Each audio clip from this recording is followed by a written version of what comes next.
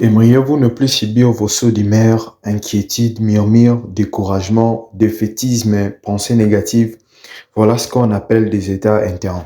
C'est ce qu'on va essayer de parler aujourd'hui. Plutôt que de les endurer passivement, pourquoi ne pas prendre la responsabilité de gérer nos états internes afin d'éviter les crashs? Imaginons un pilote d'avion ignorant les indicateurs lumineux sur son tableau de bord. Ce dernier irait vers la catastrophe. Dans la Bible, le roi Salomon fait d'ailleurs cette mise en garde. L'homme qui ne gouverne pas son esprit est une ville en ruine sans miraille. Appréhendons nos états émotionnels pour ce qu'ils sont. Des signaux intéressants nous informant de ce qui se passe dans notre cœur. Des indications précieuses à traiter de la meilleure façon qu'il soit. Plus besoin de macérer dans l'eau marécageuse de nos états d'âme. Nous pensons souvent être prisonniers de nos mauvaises pensées ou de nos humeurs changeantes. Il n'en est rien. Il nous est possible de stopper cet état interne négatif dès lors que nous prenons conscience. Dieu lui-même nous encourage et nous apporte le moyen de nous ressaisir. Lisons ce que l'apôtre Paul écrivait dans sa livre à Timothée, car ce n'est pas un esprit de timidité, de lâcheté ou de défaitisme que Dieu nous a donné, mais un esprit de courage, d'amour et d'enthousiasme. C'est un esprit actif et aimant qui nous donne un jugement sain et une parfaite maîtrise de soi-même. Voilà, nous y découvrons toute une monoplie d'états internes positifs tels que le courage, l'amour,